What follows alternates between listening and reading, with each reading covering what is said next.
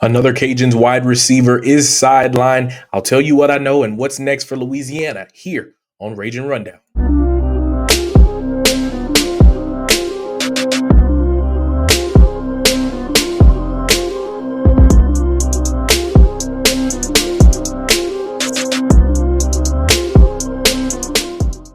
What's good, ladies and gentlemen, and welcome to another episode of Ragin Rundown, all Cajuns all the time. I'm your guy, Jamarcus Fitzpatrick, but you can always call me Fitz. And in today's episode, we'll be going over a few things, all concerning UL football. The first will be about an injury update in the wide receiver room.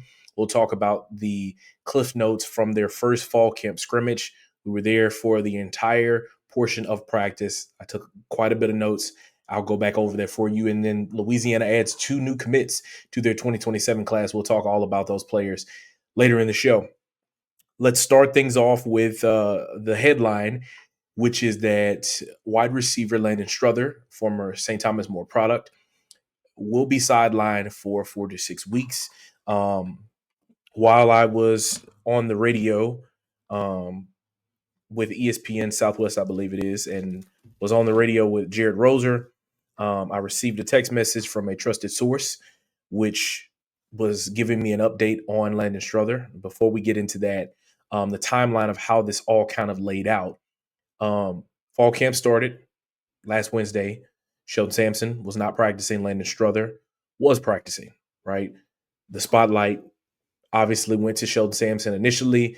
I was able to report that he hyperextended his knee. Coach Desermo then confirmed it this past Tuesday. So the Cajuns reported for camp last Wednesday. Desermo confirms that Sheldon Sampson's injury had happened that Tuesday. Also, that Tuesday morning, I noticed that Caleb Edwards was in a brace. He tore his MCL partially. He's out 6 weeks. Trenton Chaney and Landon Strother were both in gray non-contact jerseys, which he then alluded to the fact that they were dealing with shoulder injuries. He tells us about it, and we are now paying attention to the fact that they are still running routes, but now they are battling with an injury. And so I didn't go to practice on Wednesday, but then Thursday afternoon, I go out to practice, and I go and I see that Landon Strother is in a sling. I reported that on my social media handles. He was in a sling, and then I'm on the radio here on Friday. Well, it's Saturday now, me recording this episode Saturday morning. But Friday is when I learned of his latest information about what had happened to him with his injury, and it was that he had suffered a collarbone injury, a broken collarbone. It wasn't a clean break, but he did have surgery Friday morning, and he would be out about 4 to 6 weeks, so he would be able to return. Landon Strother was someone on the team that very much so was putting himself in position to likely be one of your starting receivers opposite of Sheldon Sampson. So it would probably have been Sheldon Sampson, Landon Strother, some variation of that, and then your slot guys, Trenton Chaney, so on and so forth. And so now with him being out of the lineup, it again brings about the question, what other guys are going to be able to step up? We saw a lot of those options in the in the scrimmage, the first one that they had here in fall camp. Raji Dennis was a guy that lined up for you as an outside receiver. Jacorian Norris was another player that lined up for you as an outside receiver. Christian Brooks, who Coach Desermo mentioned about, in a past episode when I talked about Caleb Edwards' injury and all the other receiver injuries that was going on. He mentioned how he had been showcasing his abilities in camp, and he had the quote of, we're going to play the guys that are producing for us. Like, we're going to put the guys out there that are getting it done, no matter what age group that you're in or how long you've been with this program or anything of that nature. We are truly wishing Landon a speedy recovery because he was going to be very promising here at the beginning parts of the season. And it's hopeful that when he does come back, he'll have the opportunity to produce really well for you. Last season, he had 10 catches for 78 yards in a very much slowly building in reserved role in the beginning of his career. And then he redshirted there in 2024. So he was on the rise as somebody that was really going to be able to produce big time for you. But as we always say, it's now about next man up. Who's going to be the guys that are really going to step up? And so, with that in mind, as we move forward, Louisiana finished their or completed their second full week of fall camp with a scrimmage. In the past, we were not able to see these, but for the first time, we were given access to be able to watch the full scrimmage portion in which the Cajuns were going at it. And so they started practice off. They did all of their pre-practice drills. They did a little bit of special teams, which we'll get into talking about some of where people were and where they lined up and what positions they were in and things of that nature. Um, and as they were going through some of the individual drills that they were doing, I was taking notes to see like who lined up where, who ran out as your first team units, and all of those things like that. And so the way that it stands, we'll start on the offensive side of the ball. We'll work from the outside back in. Obviously, with Shelton and Landon not being in the lineup, it's adjusted. One of your receivers, your outside receiver, was Jaden Johnson. The other on the opposite side was Raji Dennis. There in the slot was Trenton Chaney. He was still practicing, even though he was in a non-contact jersey. He did scrimmage through the entire time, caught a lot of bubble screens and tunnel screens. But once, he was out in space, he kind of worked his way toward the sideline to make sure that he wasn't hit, nor did his teammates attempt to hit him because he had a non-contact jersey on. And then on moving to the inside of things, your tight ends also obviously were Brock Chappell and Caden Jensen, your two tight ends. And then your offensive line from left to right, your left tackle was A. Alexander, your left guard was Caden Morrow, your center was Cooper Fordham, your right guard was Matt Broussard, and your right tackle was George Jackson. Behind them in the second and third unit guys that were coming in, Jacorian Norris was one of the other outside receivers. As you remember, he converted from being a DB to a receiver, even though in high school he played on both sides of the ball. The other outside receiver was Kadarius Wade, somebody that Coach Dez gave a hat tip to in his press conference the other day on that Tuesday when he was talking about some guys that have been stepping up. In the slot was Russell Babineau, another guy that Coach Dez gave a lot of credit to for the way that they've been stepping up in the time of guys not being in the lineup. Your tight ends that went out was Aiden Falgoose that I saw. Teddy Garlick also went in as well. And then it was also Jerry Birdlow that I'm seeing in here as well. Quandre Coates also got into the mix in a couple of plays, but those are how things shaped out from the receiver and tight end portion as far as the backups. And then on the offensive line, your twos that I saw, Michael Bowens ran out as your left tackle. Jacoby Isom was your left guard. Your center was Andrew Martinez. Your right guard was Jackson Hammond, a former Acadiana product. 61 was your right tackle, who is Jace Mitchell, the transfer out of Tulane. They also worked him in at the guard position, a couple of drives that I saw. And then JaVale Mays Hudson was also thrust in at the right tackle position at different moments. So that's how everything looked on the offensive side of the ball. On the defensive side, the first unit that ran out was at the jack position was Ashley Williams. And then you had Chase Edwards, I believe it was. Yes, Chase Edwards. Fitzgerald West was your other defensive tackle. And then Lance Williams was your defensive end wearing the number 9. Your linebackers were Jake St. Andre, Connor McPherson, two guys that we gave nods to, talking about with Caleb Edwards being out of the lineup. And then your other linebacker initially that I saw run out was Micah Johnson. Although they did rotate quite a bit where you saw Ethan Veal get in, you saw Princeton Malbrew come in as a third linebacker and all of those things as well. On the back end, your safeties were Cody Jackson and Colin Jacob. Your corners were Brent Gordon and Avery Demery, who has been getting a lot of praise and kudos, been coming into his own as a player as he enters his redshirt sophomore season. Some of the guys that kind of rotated in behind players on the defensive line, Tito Chikure, who had a really, really good scrimmage, and we're going to get into some of those notes in just a second. He lined up there in the backup position as a jack. Maxie Bodwin got in.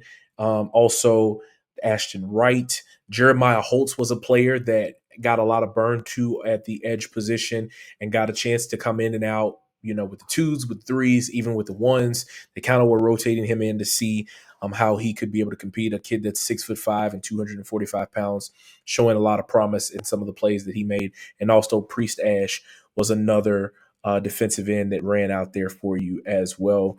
Notori Brown, another Jack player that got in and rotated in, also lined up during the scrimmage. And then your backup safeties were Lake Bates and Stephen Raynell. Also, Marion Ilium was your nickel guy. So when you weren't in the 4-3 set, he would come in. And also, there were instances where he would play the outside corner. Brent Gordon would move and play the inside or the nickel position. So that was interesting to see, something that we saw them do quite a bit in the spring. Your corners that I saw on the back end, Cam Riley, who was also part of the baseball team, and then also Kevin Malone was in the mix as well. So that's how everything shaped up, where guys lined up. There were potential players that were able to make plays and be lined up and things of that nature. And so I have a notebook full of notes, and we're going to get into all of that. We're going to talk about all the scrimmage notes, and we'll talk about the new members of the 2027 class for the Ragin Cajuns. We'll do it all when we return here on Ragin Rundown. Hey guys, thank you so much for tuning into another episode of Ragin Rundown. We're going to get back into the action in just a second. But before we do, please do me a favor. Please like this video if you're watching. Like it, share it, and leave a comment down below. But most importantly, make sure you subscribe to the channel. If you're listening, please follow the podcast feed, rate the show, and leave us a review, because that will help us get in front of more Ragin Cajun fans just like yourself. So, as Louisiana held their first fall camp scrimmage that we as the media had the opportunity to watch, um, in that moment, we were able to see the ones, the twos, the threes that they ran out. And I think they were going at like 12 play racks, meaning that the ones would get 12, the twos would get 12, the threes would get 12, and then they would start it back over, over and over and over again. And they went for, I want to say, about 2 hours. Scrimmage for quite some time. I think when we were finally wrapping up doing our reports for TV, it was around 8:15, leaving the stadium somewhere around that time to get back and get everything ready for the show. So I'll go through some of the plays that happened. I won't try to go through all of them so I don't bore you too much. And then I'll kind of highlight and spotlight some of the players that really shined in this one. So initially, when they came out of the gate, Darrell Smith was one of your first running backs to come out. He pops off an 8-yard run. There were a lot of instances where he showcased his ability to have explosive runs, to be able to find creases and get out in open space, and then move the chains as well. And then he was also very much a security blanket for lunch. So it was a third down after a drop that happened on second down. It's a third down situation. They call a QB sweep. Lunch gets the first down on a 5-yard gain. And then the next drive, or the next play, when they get to first down, Lunch is looking for a receiver downfield, and he immediately checks down to Darrell Smith. So that was something that was also very common. It was a point of emphasis that they were working to increase Lunch Winfield's completion percentage. And so sometimes that is just, hey man, 1, 2, nobody's open. Let's check down right here. And maybe this guy can go and get 3 or 4 yards for you. You live to play another play, and you can line up again and make something happen. Obviously, he has a great ability to be a playmaker, to scramble around and kind of do like backyard football and find somebody. He has that ability, and you have to keep that as well, because it's not always going to be 1, 2, check it down. Sometimes you need it on 3rd and 13, and the check down is not available. Sometimes you got to be able to scramble around, make something happen to get a first down. But that's kind of what he was doing throughout. He checked down one more time to Darrell, and then they punted it. After that, they come back out. They throw a tunnel screen to Trenton Chaney, something they did quite a bit, for a 7-yard gain. And then he runs a QB run for 3 yards. They get a first down. They come out. They throw a play action pass to Caden Jensen, who was able to go up and get it. They tempo it. And then J.J. Gardner is in. They give it to him. He hands it off. He gets a handoff for a 3-yard gain. They run a jet touch pass or a jet sweep to Raji Dennis. He gets about 4 yards. And then another check down to JJ Gardner, and that closes out that drive. So then from there, the twos come in, and initially running out with that group was quarterback Daniel Beal. Anthony Ragin was lined up for the running back position. Um, he gets a 2 yard gain, and then um, Daniel Beal throws a pass to Russell Babineau, who gets a first down, and then after that they kind of drive a little bit down the field. Um, and then as they're going, Tito Chikure gets a sack, and it was a clear cut sack. Like obviously the quarterbacks are not live, so you can't bring him down to the ground. But he was scot free coming around the edge. He gets there to him, he touches him, plays dead. That was a true sack. He actually had, I think, two of those throughout this scrimmage, so he was wreaking havoc quite a bit when he was out there on the field making plays, which is something that you want. A guy that transferred into your program was quickly able to integrate himself into what you were doing.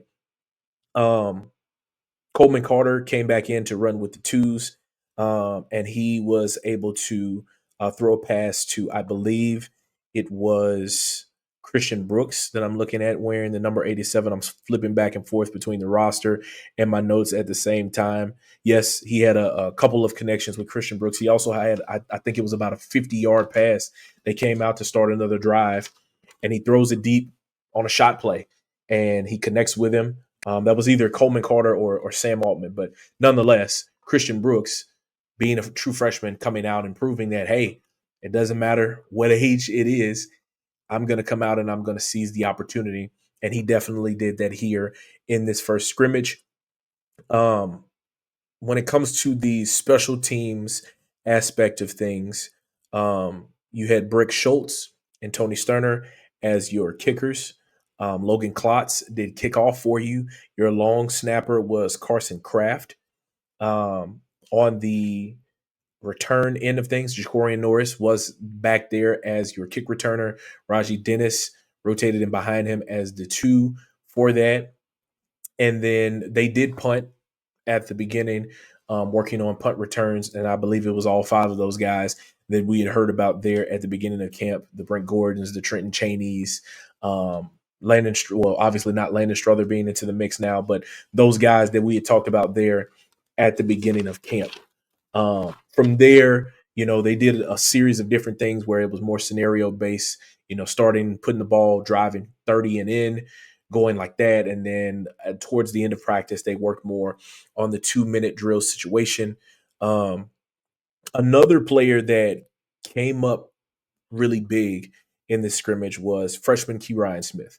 Now, obviously, you have three running backs that are ahead of him, and Stephen Blanco, and JJ Gardner, and Darrell Smith. And I think that to start out is really just going to depend on who do they feel best about could be the first back that they run out initially there on September the 5th, or drive by drive. What running back do they feel most comfortable with saying, hey, you've been doing really good in practice? Because to Coach Dez's point, he feels as well, it is true, but what the point that he's made is that if guys are not producing Monday through Friday, it's going to be very hard for them to want to put them in on Saturday. So whatever guy they feel like has been doing the best Monday through Friday is going to be one of the first guys to run out on Saturday.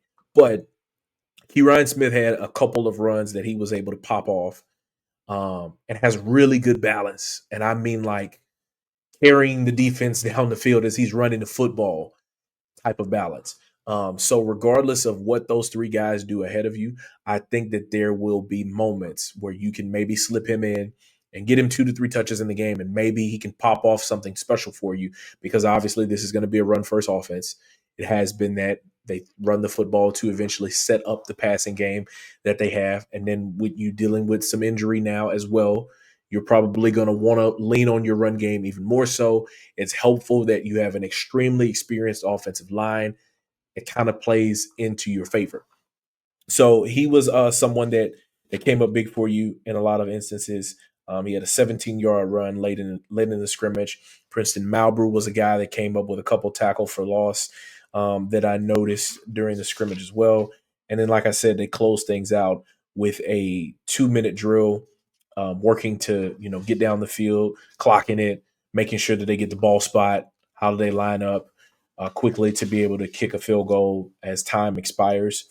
Um, so there were, overall, the main thing was that Lunch was extremely efficient in the way that he worked with the offense.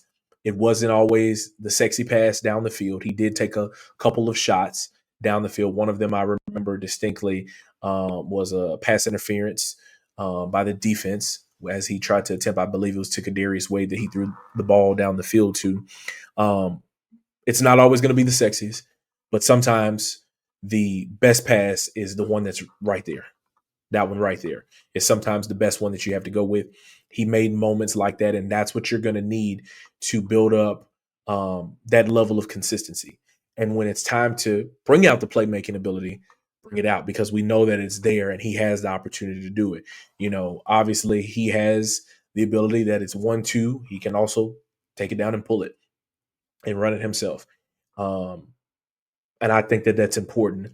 But I think what Coach Desormeaux and his staff is working toward now is taking Lunch to that next level of being able to decipher and say 1-2, maybe 3, check it down.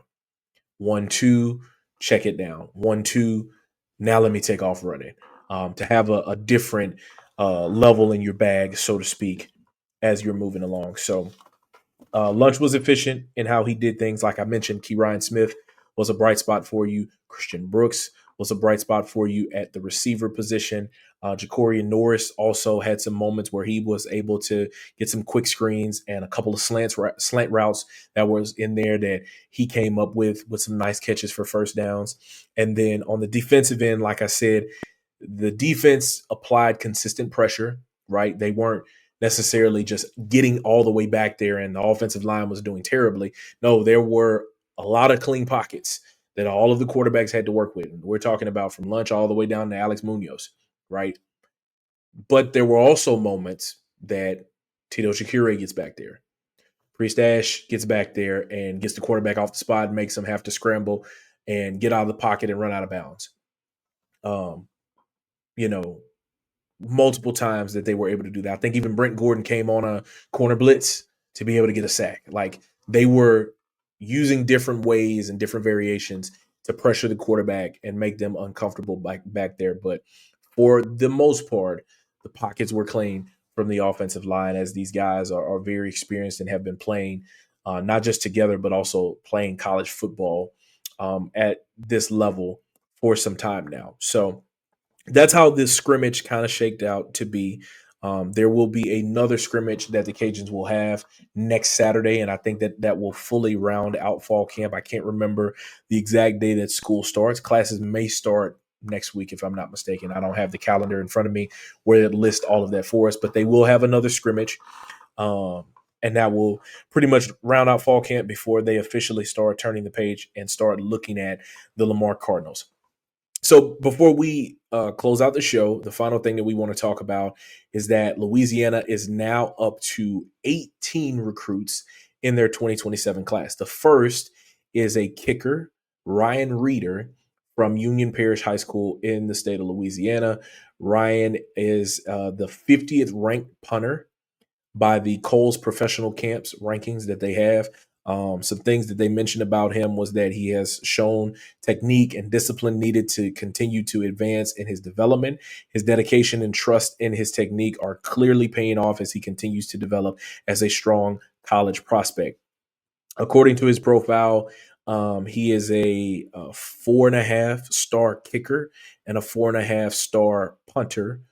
He was offered by Arkansas Tech and Jackson State. He went to a camp, specialist camp for Louisiana on June 7th. I remember him posting this because it came up in my feed and I retweeted it. That same day, he received an offer from UL. So he got the offer on June 7th, and then he commits to the Cajuns on August the 11th. So you have now added I believe, your first specialist to this class. Yes, this is your first specialist that you've added to this class. Thus far, you've had 3 offensive linemen, 2 D linemen, a tight end, 2 wide receivers, 4 DBs, now 4 linebackers, as we'll get to the next one in a second, and then a quarterback in Tam Anderson. So kudos to the Cajuns for identifying a player that they like at a camp at their place, extending the offer, not waiting until they leave, and then cultivating that relationship to be able to land that commit. And then the second player that they received a commitment from, which actually came out on Friday, I think it's Heidelberg outside linebacker. I think that's the name of the school. Heidelberg's outside linebacker, Dede McKenzie. His real name is Medalin, but he goes by Dede. Um, an outside linebacker that is 6'3" and 215 pounds. And guys, the film that this kid has is insane. Before we talk about the film, his stat line from his junior season was 84 tackles, 43 tackles for loss, 16 sacks, which was number 4 in the state of Mississippi, and he was first team All State, right? When you pop the film on, man, he is disruptive.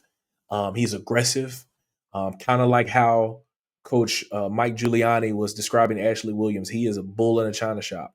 He's going in there and he is blowing stuff up. He is wrecking things. He is being disruptive, and he's everything that you would want to have in a pass rusher. And the Cajuns are adding him to the mix. So his story, initially, he had narrowed down to his top 5 on March the 7th. UNLV, South Alabama, Tulane, Tennessee, and Vanderbilt were the 5 schools that he was looking at. March the 10th, Louisiana extends the offer. And now here on, today is August the 15th as I'm recording this episode, but August the 14th, that Friday, he commits. So you won a recruiting battle. You beat somebody out that is in your conference in South Alabama. You beat out an in-state foe in Tulane, who you're going head-to-head with in a lot of instances in the players that you're recruiting. And you also beat out 2 Power 4 programs in Tennessee and Vanderbilt. Hat tip to Louisiana for doing a phenomenal job. Obviously, as we always say, anytime a recruit commits, these kids are 16, 17, 18 years old. They are entitled to change their mind. There's an opportunity for them to change their mind. So now it is going to be for Louisiana about holding the rope all the way to the end to make sure that they can secure this class. As it stands now, there are 18 total players in this class. I'll read them off to you. The first commit that we have is Shadow Creek tight end Bryce Coleman, Avoyles defensive lineman Kobe Smith, Faraday wide receiver Rob Taylor, Westbrook quarterback Tam Anderson, Angleton offensive lineman Noah Ernst, Plaquemine wide receiver John Walker, ULabs defensive lineman Mason Smith, STM safety Landon Orty, who will be a linebacker, Summer Creek DB Caleb White, Archbishop Rummel DB Gavin Cooper Jr., Wiley athlete Jabryron Blake, Eastview offensive lineman Adarius Hines, Crawford linebacker Cameron Alakija, Elkins outside linebacker Amosafe Ayumere, Vanderbilt Catholic offensive lineman Philip Sinak, Lafayette Renaissance outside linebacker Arsenio Charles, and now you have Union Parish kicker Ryan Reeder and Heidelberg outside linebacker Dede McKenzie are the 18 players that you have in this class. The last time I was told that Louisiana was just about done with this class, I think around the 20-something-ish mark will probably be good. I can't tell you exactly how many seniors they have on their roster, but I have it pulled up here right in front of me, so I guess I'll count it off for you guys. So currently, Brock Chappell is listed as a senior. I don't know if he has another year, but we'll count him as of now. Tony Sterner, Maxie Bodwin, that's 3. Caden Morrow, that's 4. George Jackson, 5. 6, 7, 8, 9, 10, 11, 12, 13, 14. So you have 14 seniors, right? Princeton Malbrew does have another year of eligibility that I do know of. But who knows if he decides to use that or not. So you're talking somewhere around 12 to 14 guys that you have that are going to be graduating. Everything there after that is redshirt juniors, sophomores, and freshmen. So you're a young bunch of guys, right? So adding to this recruiting class, that number, I think, puts you in a really good position. And then especially with the 5 and 5 eligibility model that the NCAA has presented. We will see how it all shapes up. But that's how everything is looking. Cajuns wide receiver Landon Strother is out 4 to 6 weeks. The Cajuns had wrapped up their first fall camp scrimmage, and those were all the things that happened along with it. And then the Cajuns add 2 new commits to their 2027 class. So with that, guys, that's going to wrap up this episode of Ragin Rundown. If you've made it to this point in the episode, thank you so much. If you're watching us on YouTube, please do me a favor. Like the video, share it, and leave a comment down below because we are, I think, at almost 430 subscribers at this point. And if you are one of those subscribers out there watching, thank you so much for helping us. Let's get to 500 before the start of football season. Let's get it done. We greatly appreciate that. Share it with a friend. If you're listening, please follow the podcast feed, rate the show, and leave us a review because that's going to help us get in front of more Ragin' Cajun fans just like yourself. I'm your guy, Jamarcus Fitzpatrick. We'll see you guys next time.